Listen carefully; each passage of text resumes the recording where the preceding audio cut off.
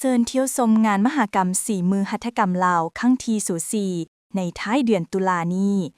ในวันที่9ตุลา2025สมาคมหัตถกรรมลาวร่วมกับกระทรวงอุตสาหกรรมและการค้าสภาการค้าและอุตสาหกรรมแห่งชาติลาวจัดพิธีแถลงข่าวเกี่ยวกับการกะเกี่ยมการจัดงานมหกรรมสีมือหัตถกรรมลาวครั้งที่24ประจำปี2025ขึ้นที่ตำนักผ้าไหมลาวบูฮานนครหลวงเวียงจันทน์ซึ่งงานครั้งนี้จะได้จัดขึ้นเป็นเวลา5วันเริ่มแต่วันที่22หา26ตุลา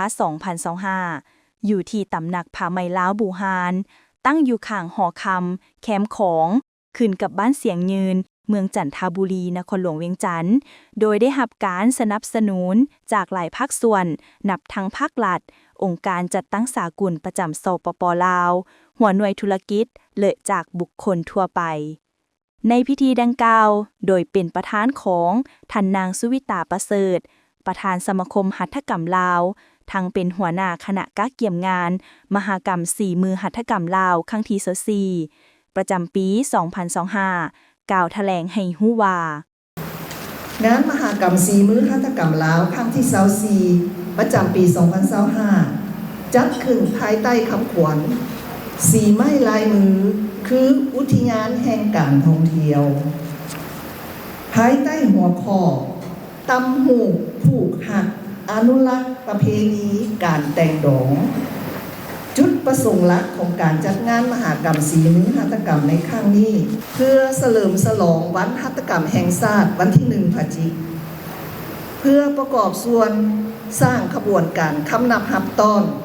วันสถาปนาสาธารณรัฐประชาธิปไตยประชาชนลาวครบรอบ50 ปีวันที่2 ธันวาคม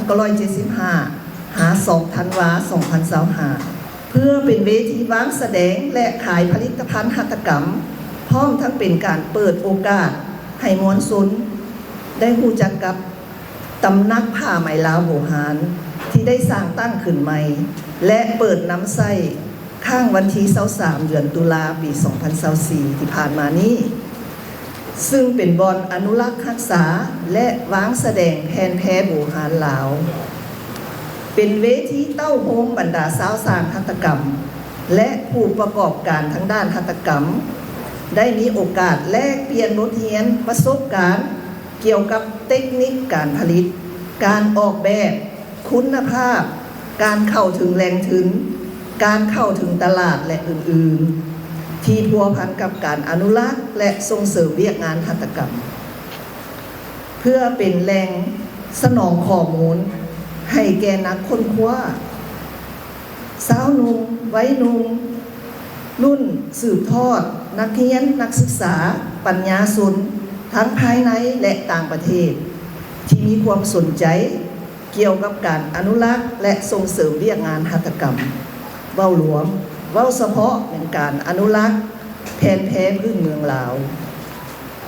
สำหรับบรรดาทานที่เข้าร่วมงานนอกจากจะได้เที่ยวชมบรรดากิจกรรมการบางแสดงและขายสินค้าหัตถกรรมอยู่เดินข้างนอกอาคารแล้วบรรดาทานยังได้รับโอกาสอันดีเพื่อเข้าเที่ยวชมบรรดาผลิตภัณฑ์หัตถกรรมของตำนักผ้าไหมลาวบูฮานที่วางแสดงอยู่ด้านในของอาคารซึ่งจะมีแผ่นแพ้บูฮานสิ้นเสื้อผ้าเดียงและอื่นๆที่น่าสนใจและมีอายุยืนยาวบ่ต่ำกว่า70 ปีบางพื้นมีอายุ100 หา 300 ปีพิเศษภายในงานยังจะมีกิจกรรมแจกคำจากธนาคารคำลาวให้ผู้ที่มาเข้าร่วมนำอีก